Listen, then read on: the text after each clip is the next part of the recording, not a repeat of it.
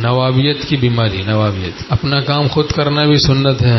ہم اپنا کام نہیں کرتے بھئی، اٹھ کے پانی بھی نہیں پیتے آج کل ہم لوگ. ہلنا پڑ جائے گا، ہلنے سے بھی کچھ ذوف لگتا ہے.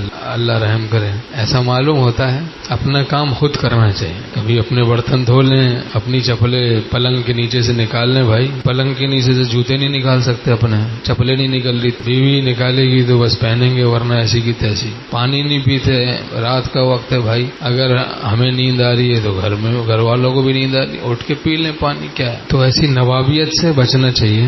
دماغ سے اس نوابیت کے خناس کو ہم نکالیں، انسانیت کو اختیار کریں، سنت کو اختیار کریں، شریعت کو اختیار کریں. لوگ تو سمجھتے ہیں مقتدی ہیں، حضرت صاحب ہیں، فلاں صاحب ہیں، مولوی صاحب ہیں، واعظ صاحب ہیں، زبردست بیان کرتے ہیں، واہ واہ سبحان اللہ. لیکن ان کی زندگی گھر میں سنت کے سخت خلاف ہے، بالکل سنت کے خلاف زندگی. نیند نہیں آ رہی تو لڑ رہے ہیں، اٹھا رہے ہیں، سب کو جگا رہے ہیں. ایذاء مسلم حرام ہے، گناہ کبیرہ ہے. اصلاح نہیں کروائی، تکبر اندر بھرا ہوا ہے. پڑھائی تو صبر نہیں آتا، صبر کرنا سیکھا ہی نہیں، اپنے غصے کے تقاضوں کو دبایا ہی نہیں. دبائیں گے تو تواضع اور صبر پیدا ہوگا نا. نوابیت کی بیماری ہے، تکبر کا خناس اندر چھپا ہوا ہے، غصے کی بیماری، بد اخلاقی کی. اللہ ہم سب کو تواضع نصیب فرمائے، عجز نصیب فرمائے، انکساری نصیب فرمائے.